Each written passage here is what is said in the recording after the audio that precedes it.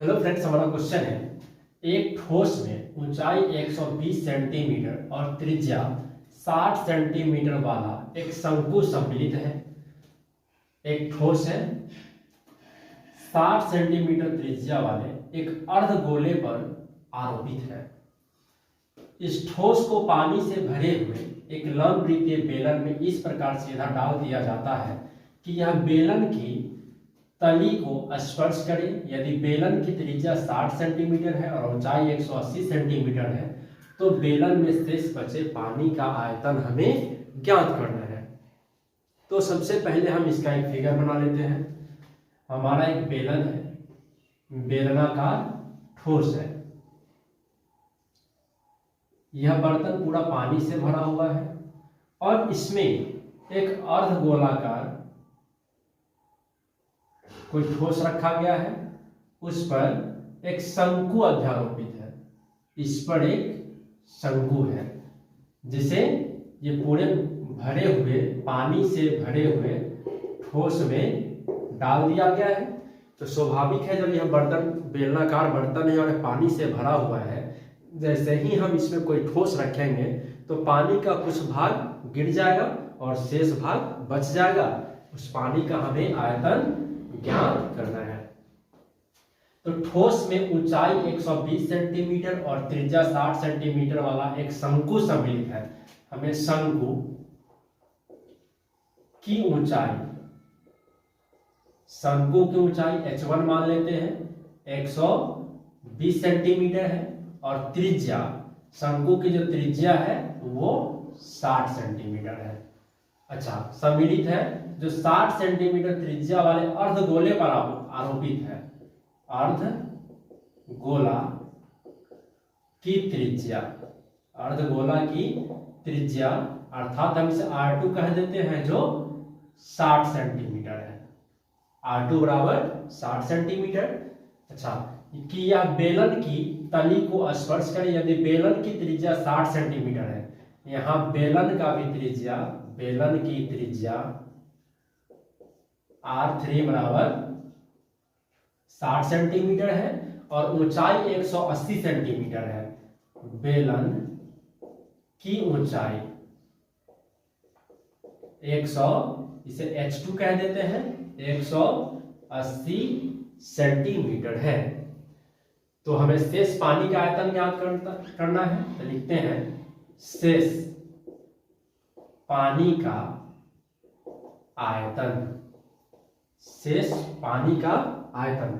अच्छा, इस क्वेश्चन में हम देख रहे हैं कि हमारा जो शंकु है, शंकु का त्रिज्या, अर्धगोला का त्रिज्या और बेलन का त्रिज्या, तीनों त्रिज्याएं समान है। अर्थात R1 भी 60 है, शंकु की त्रिज्या, अच्छा अर्धगोला की त्रिज्या भी 60 है और बेलन की भी त्रिज्या हमारा 60 ही है। हमारा त्रिज्या तीनों समान है तो हम इसे सिर्फ R1 R2 ना करके सिर्फ R ही रहने देते हैं ताकि हमें क्वेश्चन को हल करने में सुविधा होगा। तो त्रिज्याएं समान है तो R ही रहने दिए। तो शेष पानी का आयतन बराबर लिखेंगे बेलन का आयतन माइनस ठोस का आयतन, ठोस का आयतन, बेलन का आयतन माइनस ठोस का आयतन। यही ठोस हमारा जो शंक्वाकार है और अर्धगोला से बना हुआ है। तो बेलन का आयतन पाई r²h, बेलन की ऊंचाई को h2 माने हैं तो यहां हम h2 लिखेंगे, माइनस है तो माइनस। अब ये जो हमारा ठोस है तो ठोस शंकु भी है और अर्धगोला भी है।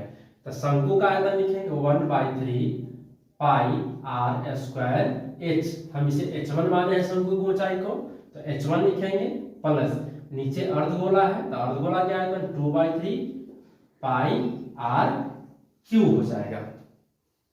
अब हम यहां देख रहे हैं कि पाई r² यहां भी है, पाई r² यहां भी है और पाई r² यहां भी है। हम यहां से पाई r² कॉमन करते हैं तो पाई r² h2 minus pi r² जब कॉमन कर लेंगे तो बचेगा 1/3 h1 प्लस 2/3 r। अब इसे हल करते हैं। अब पाई r² यहां भी, पाई r² यहां भी, अब हम पाई आर स्क्वायर को भी कॉमन कर लेते हैं तो मिलेगा H2 माइनस ये 1/3 H1 प्लस 2/3 R कोष्ट कर लिए। अब पाई का मान 22/7 होता है, 22/7 रखेंगे। R का मान 60 है तो 60 गुना 60, कोष्ट है तो कोष्ट कर लेंगे। अब H2 का मान, H2 का मान 180 है तो हम 180 लिखेंगे, माइनस है तो माइनस। अब 1/3 गुना H1 का मान 120 है तो 120 लिखेंगे, प्लस 2/3 गुना R का मान 60 है तो 60 लिखेंगे। अब हम इसे हल करते हैं, 3 से कट जाएगा, 40 तिहाई 120 और ये 20 तिहाई 60। तो अब हमें मिला 22 गुना 60 से 60 में गुना कर लेते हैं तो हो जाएगा ये 3600 बटा 7 कोष्ट 180 माइनस 40 और ये 20 दूना 40 तो 40 और 40 80 हो जाएगा। अब हम इसे यहां लिख लेते हैं 22 गुने 3600 बटा 7 गुना 180 से 80 घटा देंगे तो ये हो जाएगा 100।